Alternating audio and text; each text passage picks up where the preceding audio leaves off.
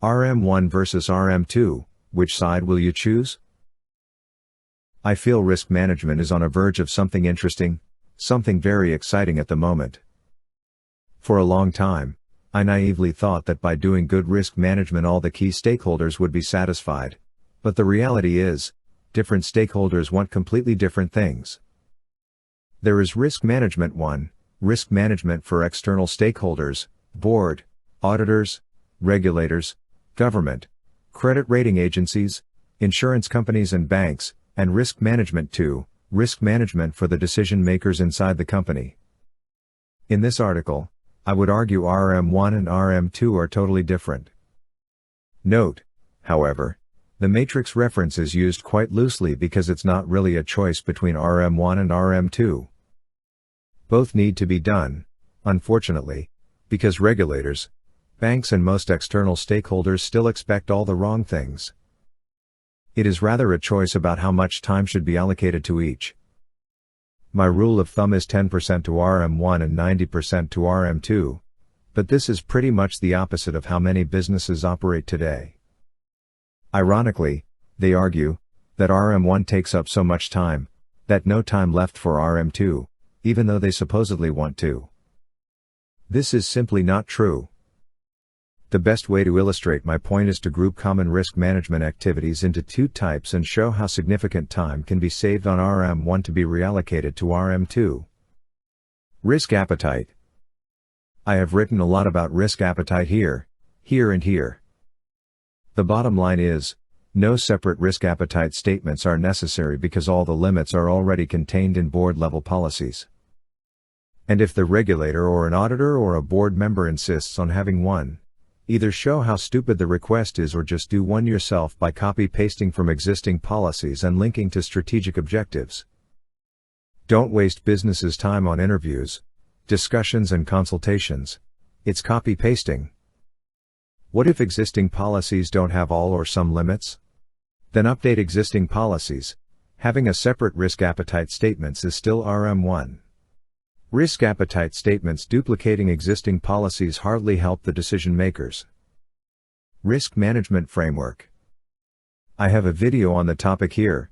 Please subscribe to watch the other 250+ videos, as well as an article describing a better way. RM1 is to have a framework document.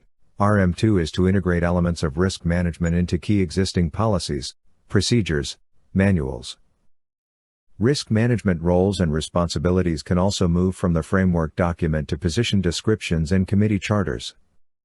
I am talking about a document called framework or manual or procedure, etc., not the risk management framework in the ISO 31000 sense. Enterprise-wide risk register. Enterprise-wide risk registers are quite common but are so RM1. On so many levels too. Can you even imagine an auditor who would not automatically ask for a risk register? Some particularly bad auditors may even ask for a risk and opportunity register. There really seems to be no limit to stupidity nowadays. Centralized, company-wide risk registers don't help decision makers make decisions. It's also completely naive to think a single consolidated methodology and risk criteria are capable of addressing the whole universe of risks faced by an organization. In fact, organizations that switch to RM2 have discovered that different decisions require different risk analysis methodologies and different criteria. Using qualitative risk analysis techniques is also RM1, as they don't provide enough insights for the decision makers. More information is available here. Risk reports.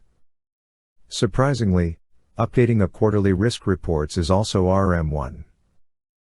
It doesn't help decision makers. The decision makers need risk information put in the context, next to the performance information, inside the normal management performance reporting linked to how risks affect the achievement of objectives. More information is available here and here. Key risk indicators. Even having key risk indicators is potentially RM1, because why would you create separate indicators for risks outside of the typical performance management cycle, when you can just expand the existing KPIs to cover whatever risks you feel are important? There is even a name for it, leading indicators, and they existed long before risk managers came up with KRIs. Also, why waste time tracking and monitoring them?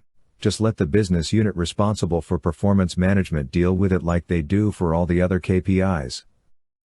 More information can be found here. Risk Management Committee.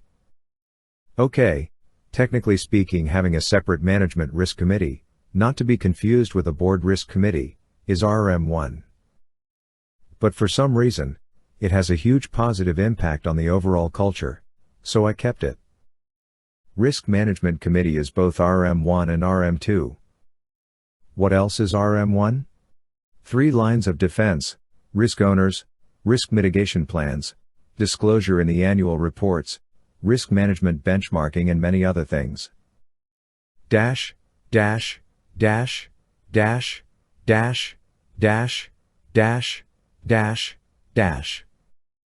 Risk Academy offers decision-making and risk management training and consulting services.